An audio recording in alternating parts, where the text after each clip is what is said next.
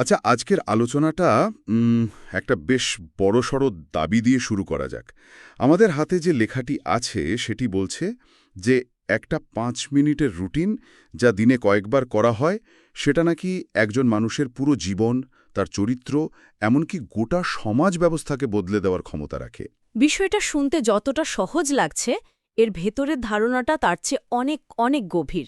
লেখাটি এখানে ইসলামিয়া উপাসনার অন্যতম প্রধান স্তম্ভ সলাত বা নামাজের কথা বলছে। হুম। তবে একে শুধু একটা উপাসনা হিসেবে না দেখে একটা পূর্ণাঙ্গ সিস্টেম হিসেবে ব্যাখ্যা করা হয়েছে। ঠিক এখানেই আমার আগ্রহ। সিস্টেম, এই শব্দটা বেশ ভারী। সাধারণত আমরা উপাসনাকে একটা ব্যক্তিগত আধ্যাত্মিক কাজ হিসেবে দেখি, কিন্তু একে একটা জীবন পরিবর্তনকারী ব্যবস্থা হিসেবে দাবি করা হচ্ছে। চলুন এই দাবিটাকেই আজ আমরা একটু ব্যবচ্ছেদ করে দেখি। অবশ্যই। এই লেখাটির আলোকে আমরা বোঝার চেষ্টা করব কিভাবে একটি সাধারণ কাজকে এমন এক শক্তিশালী ব্যবস্থায় পরিণত করার কথা বলা হয়েছে। লেখাটার শুরুতেই একটা খুব নির্দিষ্ট শব্দগুচ্ছ ব্যবহার করা হয়েছে, সালাত কায়েম করো। শুধু সালাত পড়ো বা আদায় করো বলা হয়নি। কায়েম করা বা প্রতিষ্ঠা করা, এই দুটোর মধ্যে কি কোনো বড় পার্থক্য আছে? বিশাল পার্থক্য। আর এটাই পুরো আলোচনার মূল ভিত্তি। আদায় করা বলতে একটা কাজ সম্পন্ন করা বোঝায়, যা হয়তো কোনো নির্দিষ্ট সময় শেষ হয়ে যায়। শেষ হয়ে যায়, হ্যাঁ। কিন্তু কায়েম করা বা প্রতিষ্ঠা করার মধ্যে একটা স্থায়িত্বের ধারণা আছে। ব্যাপারটা অস্থায়ী তাঁবু খাটানোর মতো নয়, বরং একটা স্থায়ী কাঠামো বা পিলার নির্মাণের মতো। ও আচ্ছা। ইসিলিয়ে তো এই লেখাটিতে সালাতকে বিশ্বাসের কেন্দ্রীয় স্তম্ভ হিসেবে দেখানো হয়েছে। তার মানে এটা কোনো বিচ্ছিন্ন ঘটনা নয়, বরং জীবনের একটা একদম জীবনের একটা অবিচ্ছেদ্য অংশ হয়ে ওঠার কথা বলা হচ্ছে। অবিচ্ছেদ্য অংশ, অনেকটা আমাদের দৈনন্দিন রুটিনের মতো, যেমন খাওয়া বা ঘুমানো। ঠিক তাই। তবে এর উদ্দেশ্য আরও গভীর। এটিকে জীবনের এমন এক নিয়মিত অংশে পরিণত করার কথা বলা হচ্ছে, যা শুধু অভ্যাস নয়, বরং শক্তি ও আশ্রয়ের উৎস। লেখাটির একটা অংশ বলা হয়েছে ধৈর্য ও সালাতের মাধ্যমে সাহায্য প্রার্থনা করতে। এটা একটা খুব গুরুত্বপূর্ণ ইঙ্গিত। দাঁড়ান, জায়গাটা একটু পরিষ্কার করা যাক।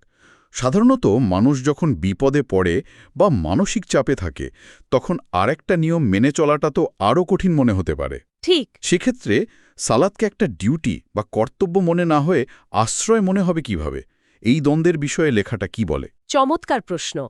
লেখাটি কিন্তু সালাতকে শুধুমাত্র একটি কর্তব্য হিসেবে দেখছে না, বরং এটিকে স্রষ্টার সাথে সরাসরি যোগাযোগের একটি মাধ্যম বা বলুন না একটা হটলাইন হিসেবে তুলে ধরছে।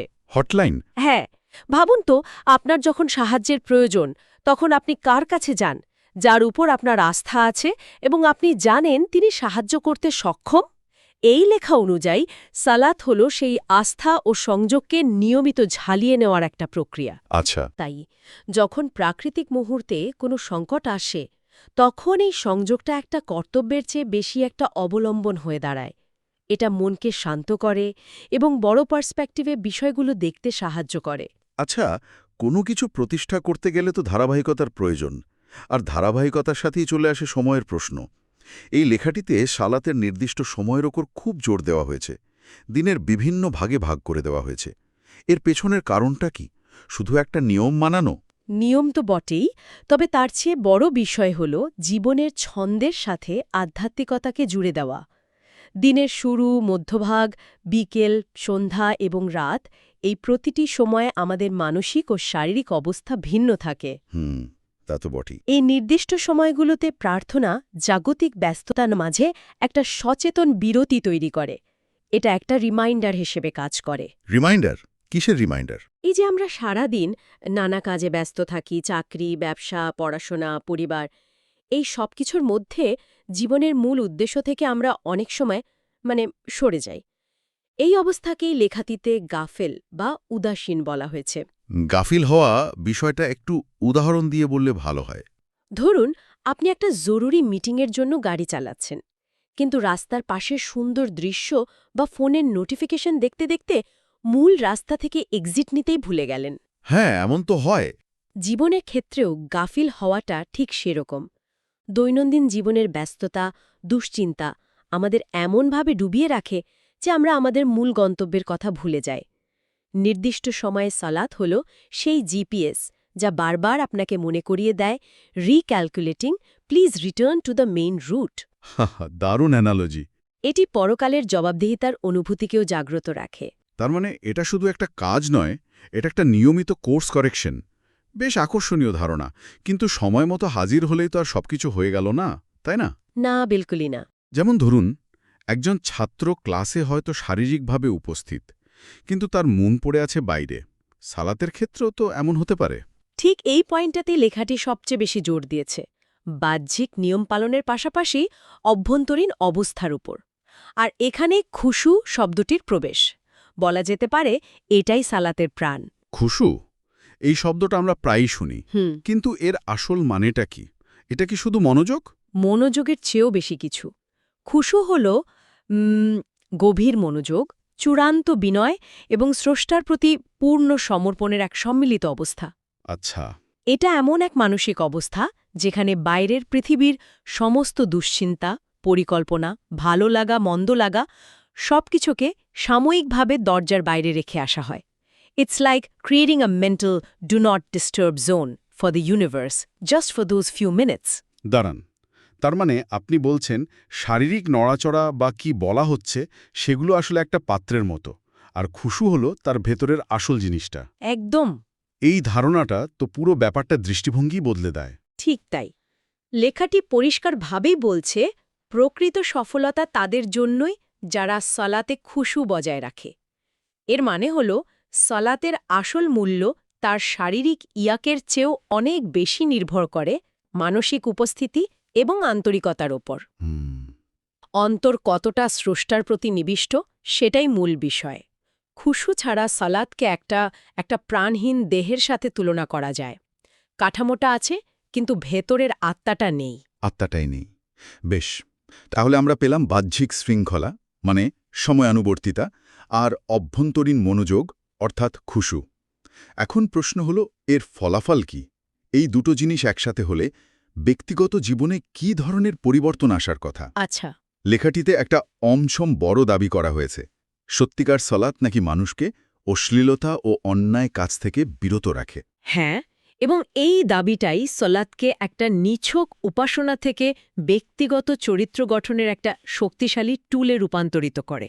কিন্তু সত্যি বলতে এই দাবিটা হজম করা একটু কঠিন, কারণ আমরা আমাদের চারপাশে প্রায়ই এমন মানুষ দেখি যারা হয়তো নিয়মিত নামাজ পড়েন, কিন্তু তাদের আচরণ বা সততার সাথে তার কোনো মিল খুঁজে পাওয়া যায় না।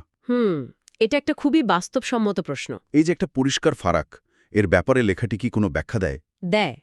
লেখাটি কিন্তু বলছে না যে সালাত একটা জাদুর কাঠি যা ঘোরালেই মানুষ সাধু হয়ে যাবে, বরং এটি একটি কার্যকারণ সম্পর্কের কথা বলছে। কার্যকরণ সম্পর্ক? হ্যাঁ, যুক্তিটা হলো যে ব্যক্তি দিনে 5 বার পুরি আন্তরিকতা ও খুশুর সাথে স্রষ্টার সামনে দাঁড়ায়, আত্মসমর্পণ করে, তার মধ্যে স্বাভাবিকভাবেই একটা নৈতিক সচেতনতা বা একটা মরাল কম্পাস তৈরি হওয়ার কথা। আচ্ছা। সে যখন কোনো অন্যায় বা অশ্লীল কাজের মুখোমুখি হয়, তখন তার প্রার্থনার মুহূর্তগুলো তাকে অবচেতনভাবে মনে করিয়ে দেয় যে একজন সর্বশক্তিমান সত্তা তাকে দেখছেন। তার মানে সালাত এক ধরনের নৈতিক রক্ষাকবচ হিসেবে কাজ করার কথা। হাটির ইঙ্গিতটা হলো, যদি কারো সালাত তাকে অন্যায় কাজ থেকে বিরত না রাখে, তাহলে সমস্যাটা সালাতের ধারণায় নয়, বরং তার নিজের সালাতের পদ্ধতিতে। একদম। তার মানে তার সালাতে হয়তো খুশু বা আন্তরিকতার অভাব রয়েছে। সেটি তখন শুধু একটা শারীরিক ব্যায়ামে পরিণত হয়েছে, আত্মিক অনুশীলনে নয়। অর্থাৎ সালাতের প্রভাব তার বাস্তব জীবনে প্রতিফলিত হতেই হবে। হতেই হবে, না হলে বুঝতে হবে কোথাও একটা সংযোগ বিচ্ছিন্ন হয়ে আছে। আচ্ছা, এতক্ষণ তো আমরা ব্যক্তির ভেতরের জগৎ আর তার ব্যক্তিগত নৈতিকতা নিয়েই কথা বললাম, কিন্তু এই ব্যবস্থার কি কোনো সামাজিক দিকও আছে? অবশ্যই। আর এখানে সালাতের ধারণাটা আরও ব্যাপক হয়ে ওঠে। যেমন লেখাটিতে জুমার নামাজের কথা উল্লেখ করা হয়েছে। এই সাপ্তাহিক সমাবেশটা কিন্তু কেবল একটা ব্যক্তিগত উপাসনা নয়। ঠিক, এটা তো একটা সামাজিক মিলনক্ষেত্র। শুধু মিলনক্ষেত্র নয়, এর বেশ কিছু গুরুত্বপূর্ণ সামাজিক ফাংশন আছে। প্রথমত, এটি সম্প্রদায়ের মধ্যে একতা এবং ভ্রাতৃত্ববোধ তৈরি করে। ধনী গরিব, শিক্ষিত অশিক্ষিত, সাদা কালো সবাই যখন কাঁধে কাঁধ মিলিয়ে একই কাতারে দাঁড়ায়, তখন সামাজিক ভেদাভেদগুলো সাময়িকভাবে হলেও মুছে যায়। এটা একটা শক্তিশালী চিত্র। দ্বিতীয়ত, এটি একটি শৃঙ্খলা শেখায়। সবাই একসাথে ইমামকে অনুসরণ করে, যা বৃহত্তর জীবনেও শৃঙ্খলার গুরুত্ব বোঝায়। আর তৃতীয় এবং সম্ভবত সবচেয়ে গুরুত্বপূর্ণ সাপ্তাহিক খুতবা বা ভাষণ। খুতবা। এটি সমসাময়িক সামাজিক সমস্যার নৈতিক অবক্ষয় বা মানুষের করণীয় সম্পর্কে আলোচনার একটি প্ল্যাটফর্ম। এর মাধ্যমে ব্যক্তি ও সমাজ উভয় স্তরেই স্রষ্টার স্মরণ এবং মানুষের মধ্যে ঐক্য প্রতিষ্ঠার ধারণা দেওয়া হয়। তার মানে একটা ব্যক্তিকে সমাজ থেকে বিচ্ছিন্ন করে না। বিলকুলই না, বরং সমাজের একজন দায়িত্বশীল ও সক্রিয় সদস্য হিসাবে গড়ে তোলে। তাহলে সব মিলিয়ে ব্যাপারটা কি দাঁড়ালো? এই যে এতগুলো দিক, ব্যক্তিগত, মানসিক, নৈতিক, সামাজিক, এই সবগুলোকে যদি এক জায়গায় আনা হয়, তাহলে এই লেখাটির আলোকে সালাদকে কিভাবে বর্ণনা করা যায়? সারসংক্ষেপ করলে বলা যায়, সালাত হল স্রষ্টার দিকে একজন মানুষের ধারাবাহিক প্রত্যাবর্তন। ধারাবাহিক প্রত্যাবর্তন কথাটা বেশ গভীর। এর মানে কি এই যে মানুষ সারাদিন জাগতিক ব্যস্ততায় বারবার পথ হারিয়ে ফেলে এবং সালাতের মাধ্যমে দিনে কয়েকবার করে আবার সঠিক পথে ফিরে আসার সুযোগ পায়? একদম ঠিক ধরেছেন। এটা হলো স্মরণ, আনুগত্য, আত্মশুদ্ধি, শৃঙ্খলা এবং পরকালের সফলতার প্রত্যাশায় পূর্ণ একটি ইবাদত। দিনের বিভিন্ন ভাগে এই প্রত্যাবর্তনের মাধ্যমে মানুষ তার আধ্যাত্মিক ব্যাটারিকে রিচার্জ করে। রিচার্জ করে, হ্যাঁ। এটি তাকে মনে করিয়ে দেয় তার জীবনের বৃহত্তর উদ্দেশ্য কি। তাই লেখাটি যেমনটা বলছে, এটি নিছক কিছু আচার অনুষ্ঠান নয়, বরং একটি জীবন পরিবর্তনকারী ব্যবস্থা, যদি একে এর পূর্ণাঙ্গ রূপে প্রতিষ্ঠা করা যায়। আজকের আলোচনা থেকে আমরা দেখলাম সালাতকে একটি বহুমাত্রিক ব্যবস্থা হিসেবে উপস্থাপন করা হয়েছে। এটি শুধু স্রষ্টা আর মানুষের মধ্যকার ব্যক্তিগত সম্পর্ক নয়, বরং এটি ব্যক্তির মন, তার নৈতিকতা, এমনকি সামাজিক জীবনের ওপরও গভীর প্রভাব ফেলার জন্য ডিজাইন করা একটি সিস্টেম। এই পুরো আলোচনা শেষে একটা বিষয় কিন্তু ভাবার অবকাশ রাখে। লেখাটি বলছে, সালাত অন্যায় কাজ থেকে বিরত রাখে। হ্যাঁ। তাহলে আসল প্রশ্নটা হয়তো এটা নয় যে একজন ব্যক্তি প্রার্থনা করে কি না। আসল প্রশ্নটা হলো, কিভাবে একজন ব্যক্তির প্রার্থনার মুহূর্তের ভেতরে সেই বিনয় এবং মনোযোগ তার দৈনন্দিন জীবনের প্রতিটি কাজে প্রতিফলিত হতে পারে, বিশেষ করে অন্য মানুষের সাথে তার আচরণে, তার ব্যবসায়িক লেনদেনে বা তার সামাজিক দায়িত্বে। বাহ! এই সংযোগটা স্থাপন করতে পারাই হয়তো এই পুরো ব্যবস্থার মূল উদ্দেশ্য এবং সবচেয়ে বড় চ্যালেঞ্জ।